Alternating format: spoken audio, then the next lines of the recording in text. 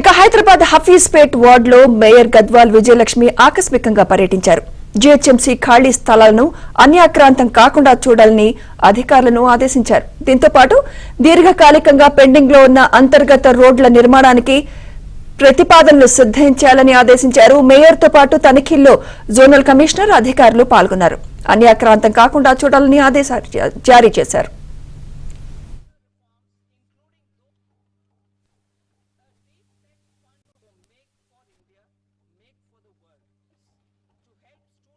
పాటు దీర్ఘకాలికంగా పెండింగ్ లో ఉన్న అంతర్గత రోడ్ల నిర్మాణానికి ప్రతిపాదనలు సిద్ధం చేయాలని ఆదేశించారు. మేయర్ తో పాటు తనిఖీల్లో జోనల్ కమిషనర్ అధికారులు పాల్గొన్నారు.